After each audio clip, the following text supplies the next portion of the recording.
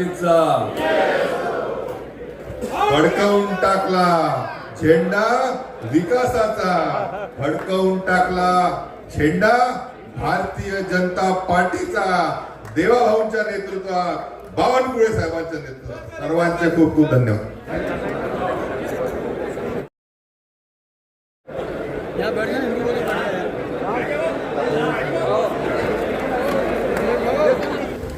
ज्यांच्या नेतृत्वामध्ये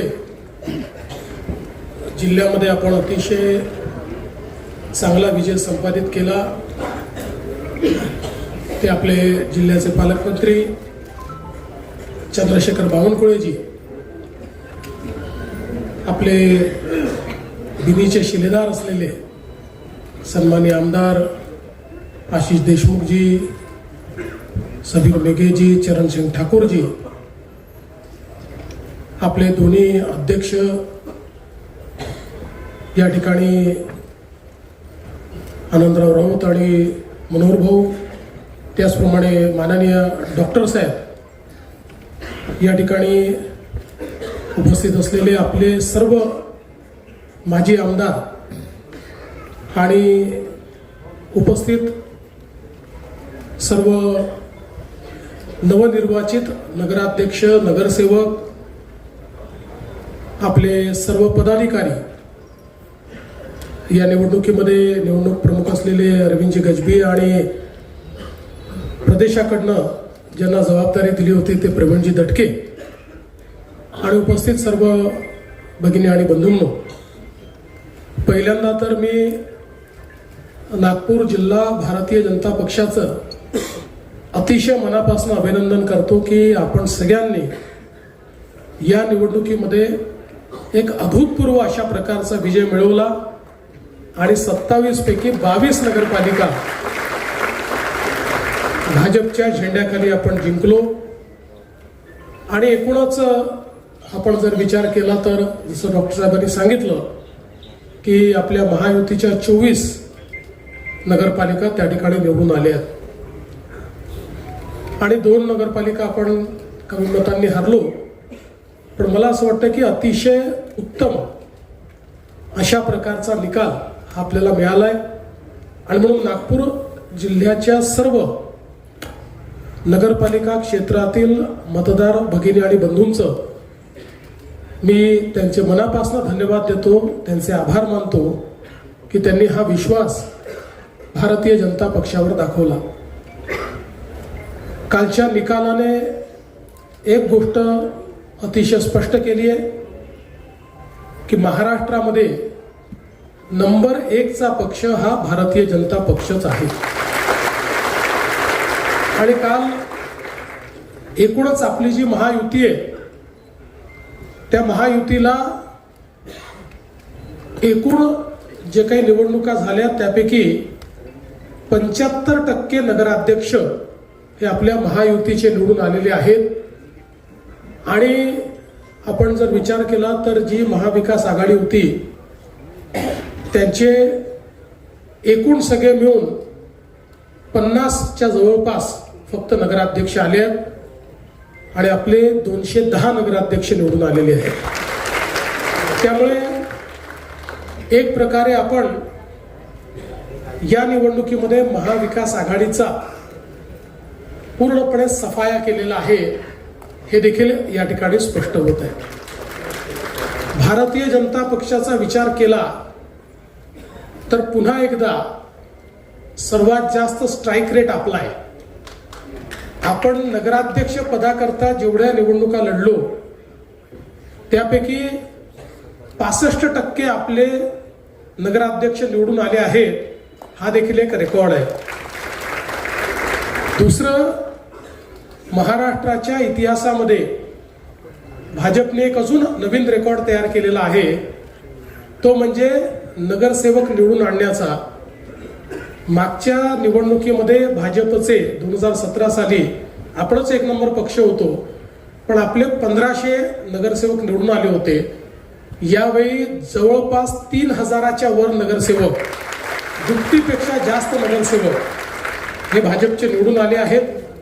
आणि 6 पक्ष, इतक्या आघाड्या इतके अपक्ष असं सगळं असताना एकूण नगरसेवकांच्या 48% एकट्या भाजपचे नगरसेवक महाराष्ट्रामध्ये निवडून आलेले आहेत.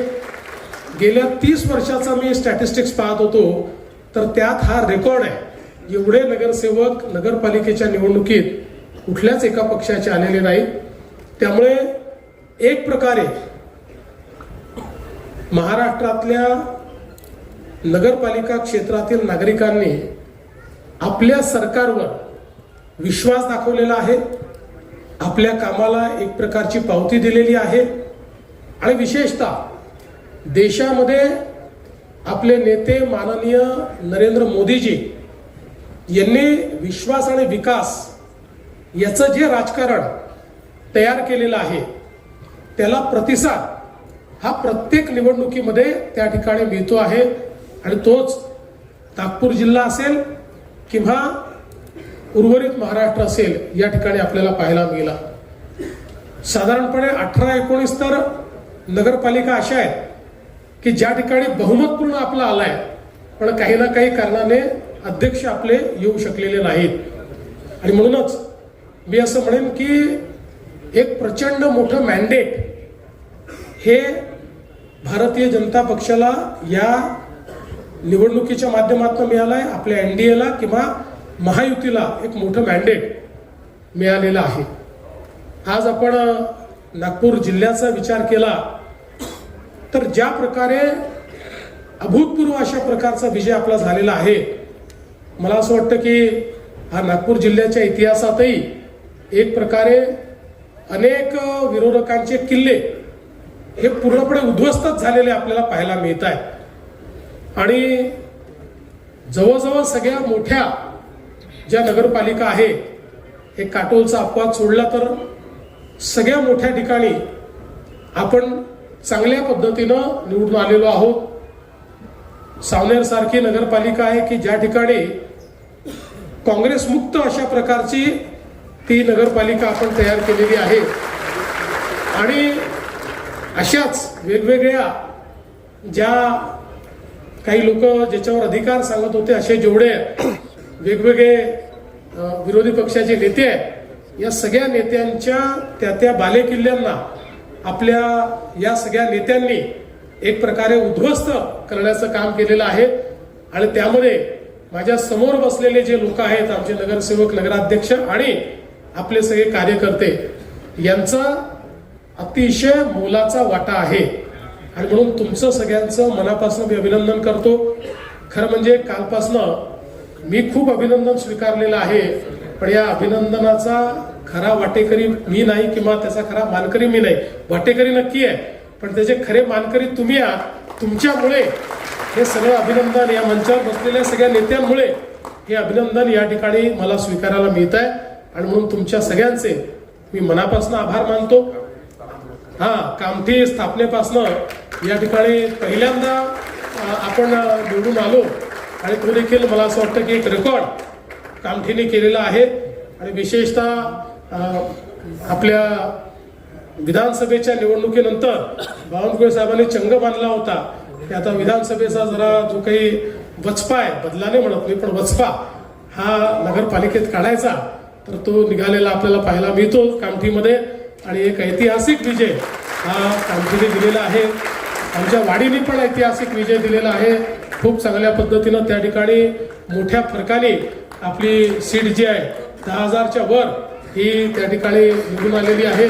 उमरेड सारखी आपली जी काही नगरपालिका आहे तिथे प्रचंड मताने आपण